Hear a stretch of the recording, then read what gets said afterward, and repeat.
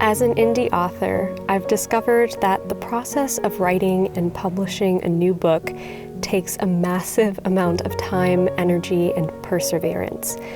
And while I feel incredibly blessed to be able to do what I love, it's also important to take a step back and recognize when you need to leave work behind, put the to-do list aside, and just live. This past week, I decided to celebrate my newest book release by doing just that, living. Slowing down, basking in the beauty of nature, and returning to the inspiration that made me want to write this book in the first place.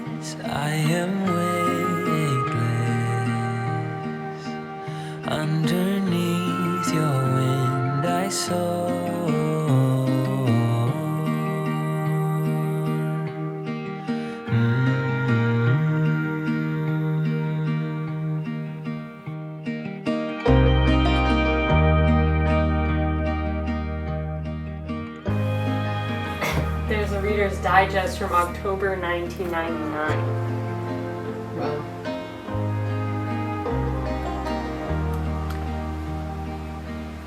Oh, I wish it was still 1999. It's happening at last. Wait, I forgot my tea. This is the first time I've ever done this. Not the first time I've ever sat on a bed drinking tea. Obviously, I've done that many times.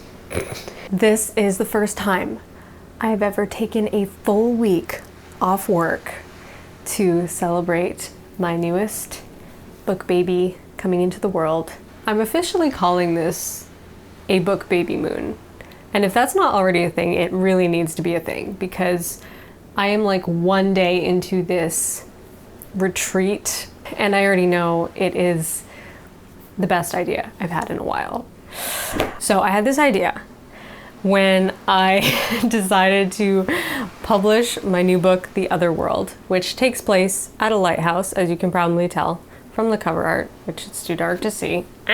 This new story of mine takes place at a lighthouse on an island in the Pacific Northwest, and it is a story of love and friendship and family and discovering hidden secrets about said family. All in all, it's a love story. It's a complicated love story. It's kind of a coming of age story, but it is also just an exploration of fate and family and the many different kinds of love that we experience on a daily basis. And navigating complex relationships, yeah.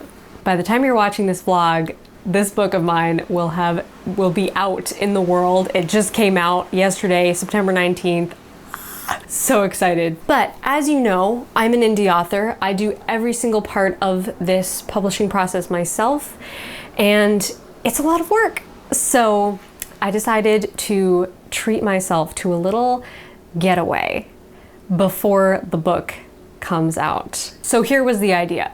get in the car, pack my bags in reverse order, pack my bags, get in the car, drive to the coast of Maine and look for as many lighthouses as possible and stay right on the coast so I can hear the waves lapping the beach as I sleep, and also enjoy walking on the rocks and exploring the shoreline and tidal pools and just channeling some serious main character energy, because Orca is the main character of this book and I just want to feel like her on this Book Babymoon. Of course, ideally would be to go to the coast of Washington and the San Juan Islands and actually hang out where Orca hangs out. But the next best thing is to explore the coastline that I'm a bit closer to, living in Vermont. As you might not know, Vermont doesn't have a coast, so that meant packing my bags and going to a place where there is lighthouses and moody coastal vibes so that I can feel like I'm stepping into the world of my book a little bit more. So here's the plan. We are going to find as many lighthouses as possible in this area. We're staying right on the coast. I don't know if you can hear the waves outside my window right now, but I can literally see the waves crashing on the rocks. It's amazing! And right now it's super moody and misty. I mean, I can't even see. There were islands out there before, but now they're completely shrouded in mist, and it's so beautiful. The smell is also amazing. Like, if you have not experienced the Pacific Northwest or the Northeast, like Maine, coast of Maine area, you probably aren't familiar with that smell, but I think it's the smell of kelp drying on the shore. Wow, I really bunny trailed there. Hold on. Okay, so the plan is to find as many lighthouses as possible in this area and go to them and take this book with me. And I'm going to explore these lighthouses and kind of take you along for the journey and read you some excerpts of the Otherworld while we explore the lighthouses of Maine. I'm so excited! The first lighthouse is actually just down the street from where I'm staying, and it is the Marshall Point Lighthouse.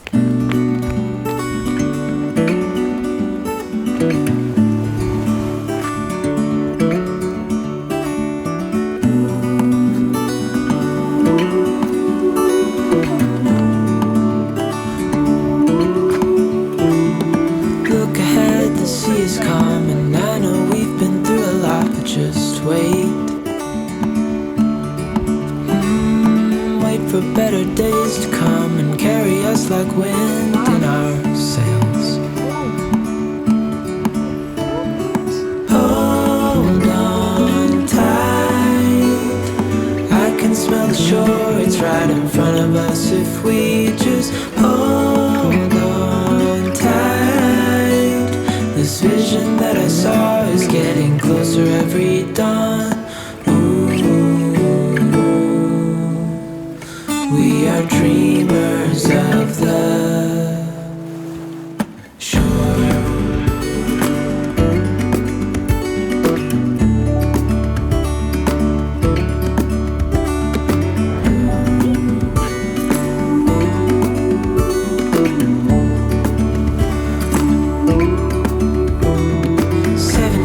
Now on this boat, and we all know where we belong. Just wait.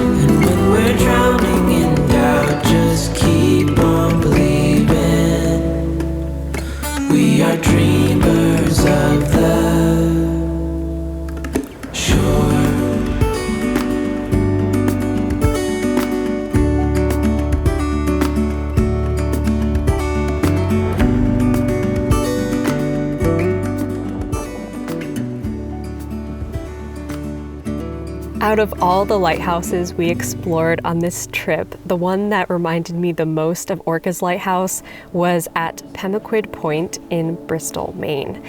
This was the only lighthouse where we could actually climb the tower and see the view from the lantern room, which was so special and breathtakingly beautiful.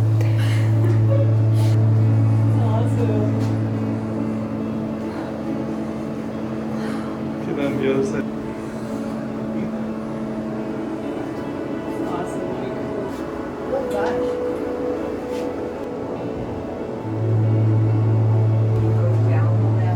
Honestly, it just made me unreasonably happy to walk up and down these stairs and channel some serious main character energy.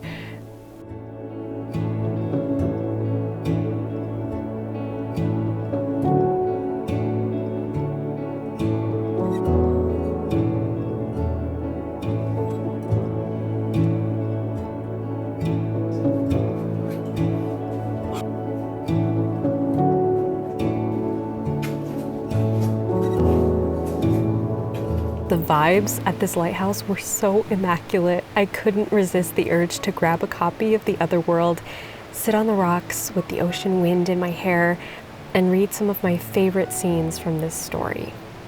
I want to share one of those scenes with you right now, a passage from the prologue that I think captures the essence of Orca's world and her longing to break free from it. Our island is small enough to circle in a day's light on foot. A coastline of hard gray beaches and jagged black rocks, slick with sea mist and vibrant green moss. If you walk straight across the island instead of around it, you come into a thick gathering of trees. Stout junipers, sticky hemlocks and paper birches, thousands of branches reaching up to the sky and blanketing the mossy forest floor in golden leaves come autumn. But of all the sights and wonders our world has to offer, none is more familiar to me than the lighthouse. Her whitewashed tower stands proudly on the island's northern tip, crowned by a glass-walled lantern room, sea mist worshipping at her feet as she sends light across the water to infinity. At times, I have glimpsed lights from the Otherworld too, little pinpricks of light, as if some stars had fallen out of the night sky and landed in the water, twinkling for a moment on the horizon before the waves swallowed them up.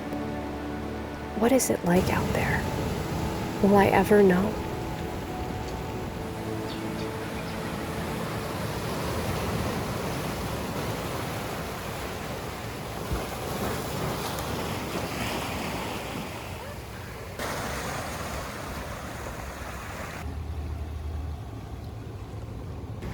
Little tiny crab on that rock.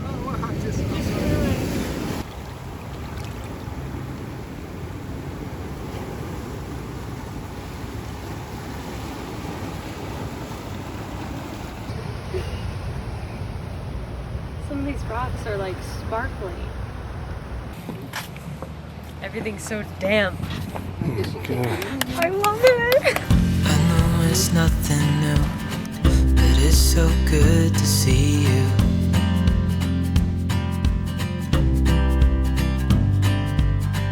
We do this every day, and I'm still so amazed by you.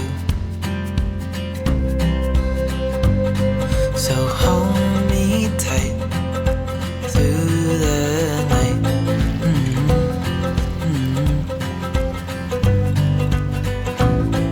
It's just us two, me and you.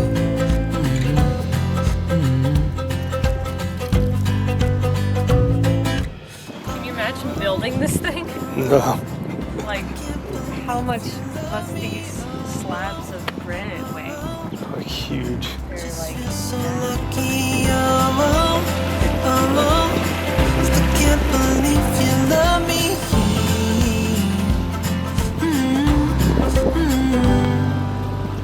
I hope it never ends.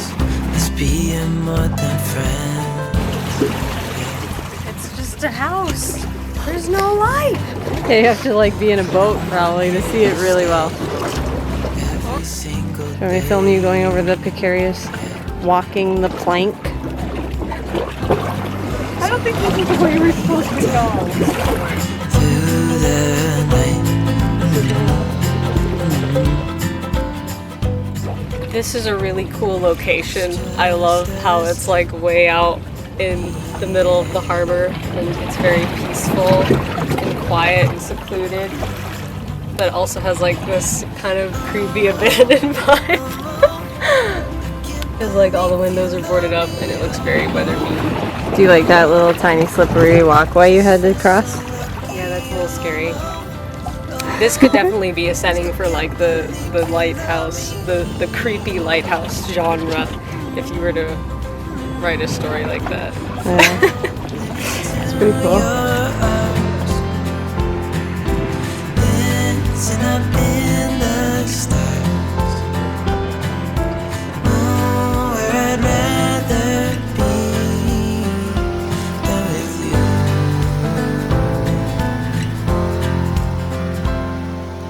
Oh no, oh no, I can't believe you let me go. Oh no, I just feel so lucky.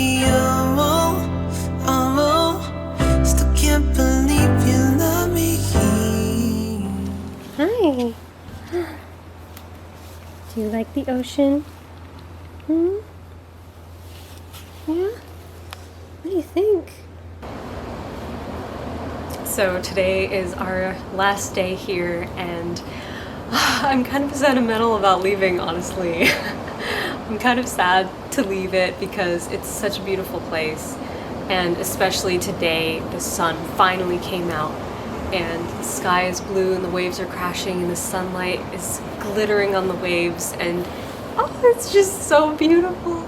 But before we leave, I'm going to take some photos with the book and hopefully explore the rocks and the tidal pools a little bit more because I wanted to do more of that before we leave. And yeah, I think that's what I'm going to do this afternoon is walk back down to the Marshall Point Lighthouse and take some more footage and just frolic in the waves. Also, weirdest thing, so weird that like my jaw dropped when this happened. I was walking down by the harbor the other day with my dad and we walked out on this pier and there was this sign that we stumbled across that said bag drop and waiting area for Otherworld. Like, what even does that mean? I don't know. Clearly, my book is going to show up there at some point. I don't know how or when or why. It must be like the name of a boat or something, but I did not see a boat anywhere that was called the Otherworld. So it seems like it was just meant for me to see it. I mean, how weird. If anybody happens to be watching this vlog from Port Clyde, Maine, and you know what that reference is, please comment below and tell me because I'm really curious now. I wish there was a boat that was called the Otherworld because I would have like asked if I could go on it to take pictures with my book. That would have been cool. It's been really, really lovely though to have a week away from the office, away from work, and to just bask in the beauty of nature and the ocean and all of these really beautiful like coastal vibes that have inspired me so much growing up. I mean, we used to vacation to Maine every single year when I was a kid, and I feel like this atmosphere, this coastline, the vibes of this place have really inspired me, and I know that's part of what inspired me to write The Otherworld because I've always just been spellbound by the majestic beauty of the coastline, especially the northeast coast and the Pacific Northwest. So yeah, it's been very inspiring being able to spend a full week here and enjoy the beauty of it all. I haven't done really any writing. I've been reading through my newest draft of a book that I rewrote this summer, and that's been fun to kind of look back and read through my progress on that and look at how the new draft came out. I've also been spontaneously writing, slow-paced writing, a new project that I'm really excited about, that I randomly got an idea for several weeks ago, and I've just been kind of seeing where it takes me. So yeah, no real solid plans for that one. I'm just kind of playing around with it, seeing what happens. I've mostly been brainstorming it on this trip. I haven't really been hardcore writing anything. Just like kind of taking a break from what I usually do and gathering ideas, capturing inspiration. Helps to give a new perspective on all your creative endeavors when you can sort of take a break, take a step back, and just live, just be a human being and not expect anything from yourself. That's what I've been finding really refreshing about this trip, is just taking all expectations away and enjoying living each day. Just waking up and being like, what would be fun to do today? What would be a fun place to explore today? And I think that every creative soul needs time like that. A little pair of white butterflies just flew by the window. That's very fitting for this book Babymoon.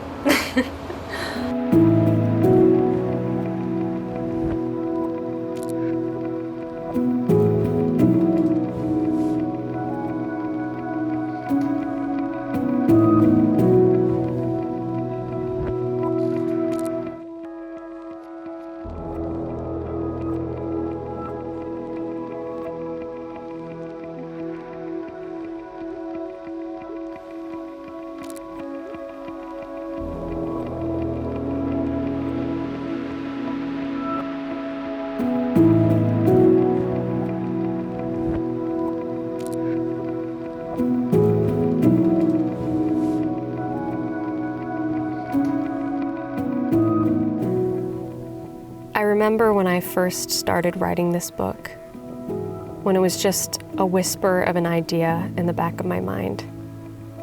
I didn't know then how much this story would impact me and set off its own kind of butterfly effect in the world.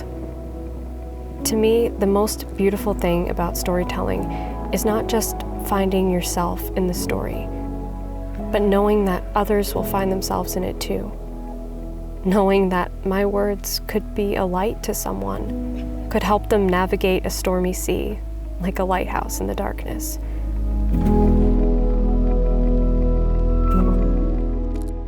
Over the past few years, I have poured all my heart and soul into this story, into these characters and their universe.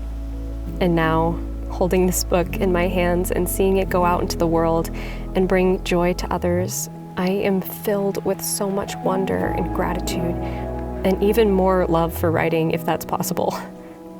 I have so many stories sparking to life in my mind, and I cannot wait to share them all with you one day. But for now, I just want to say thank you. Thank you for being here and supporting my journey.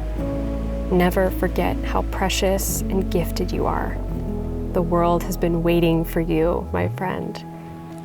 So shine your light, shine your talent, and I promise you one day, your words will be like a lighthouse across the sea that will help someone somewhere out there find their way back home.